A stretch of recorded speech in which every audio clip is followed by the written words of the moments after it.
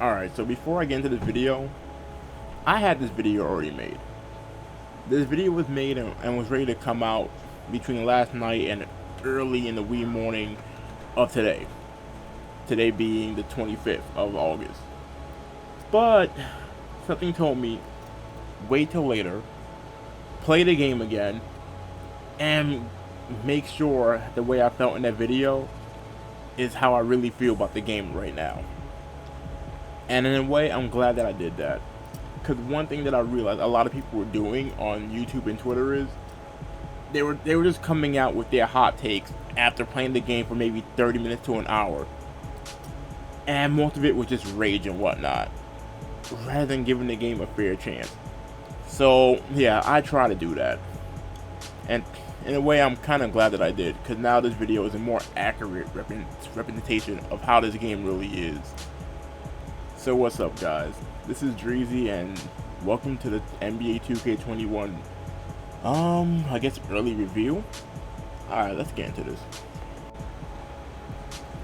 Alright, this video is obviously taken from the Nintendo Switch side of things, so I'm gonna try my best to keep it all Switch.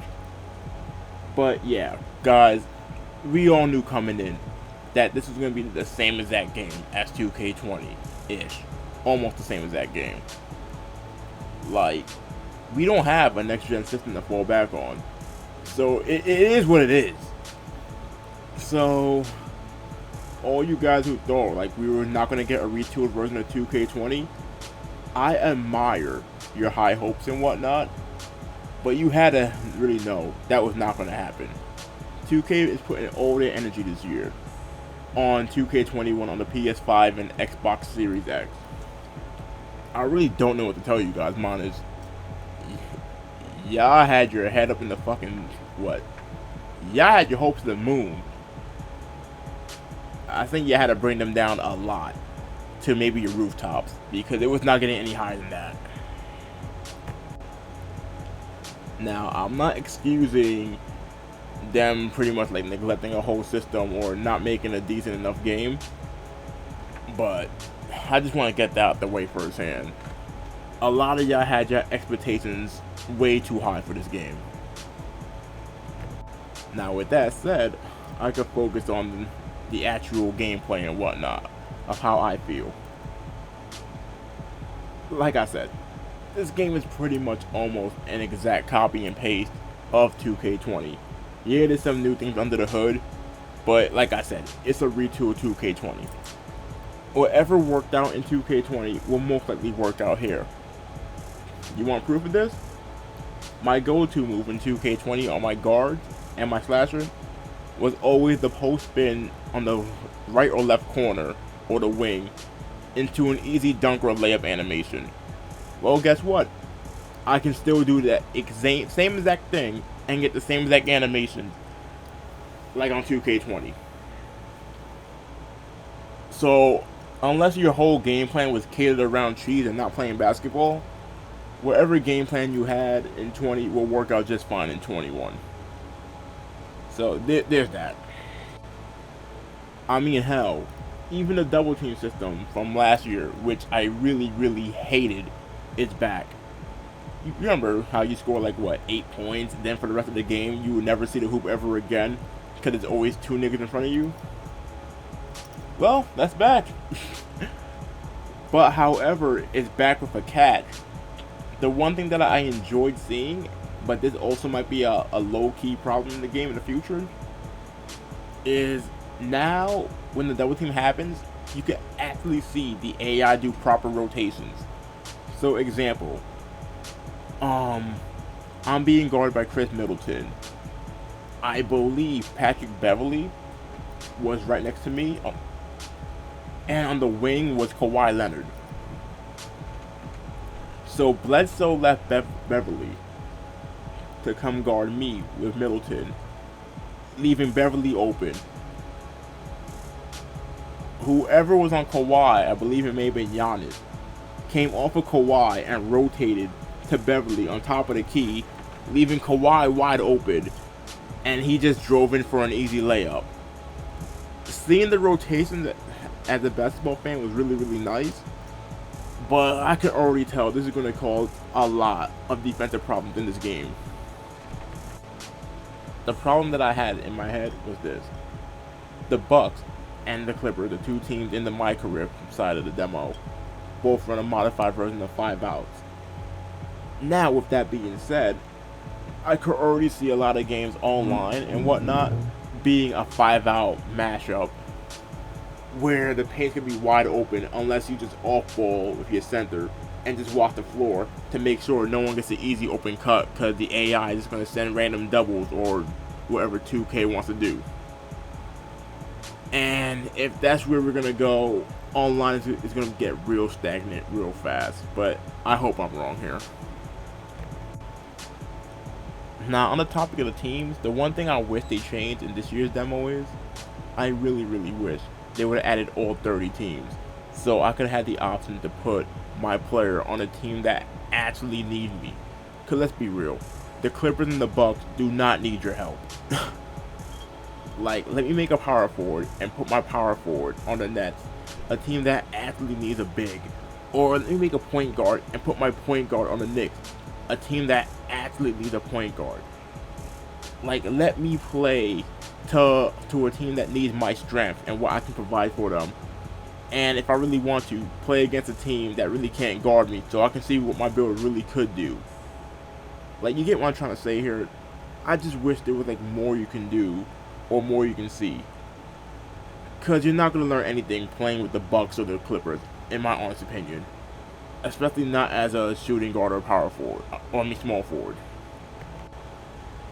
Now with the defense, for everything else, Intimidator got nerfed, and you can feel that, as now even though you're standing down there, people still make shots on you.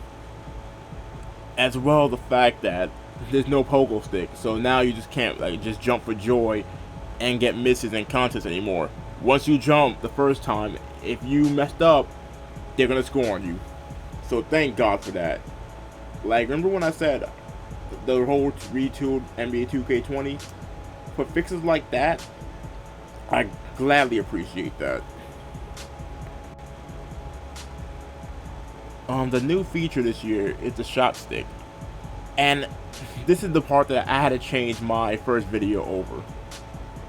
The shot stick in this game, sorry about that, it's actually pretty good. Like, I was ready to rant and just completely flame it out the goddamn building.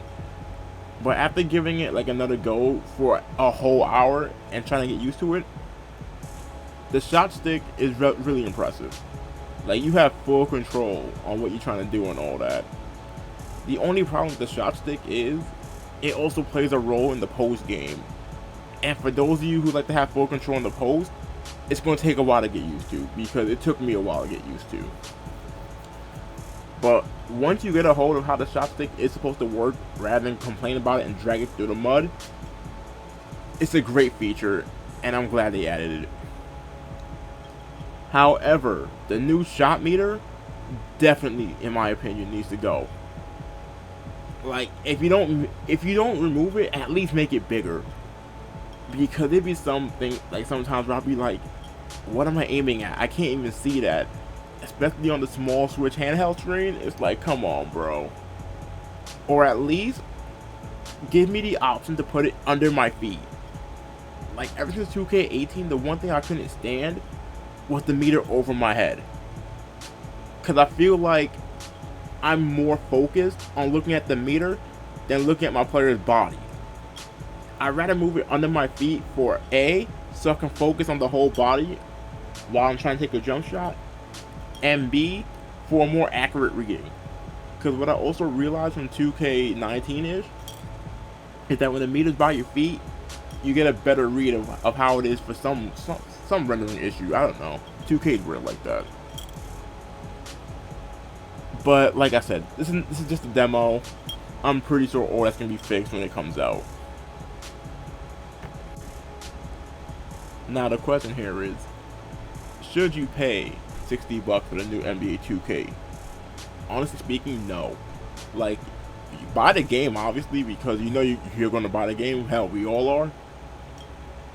But if you could, I'd just say wait a bit.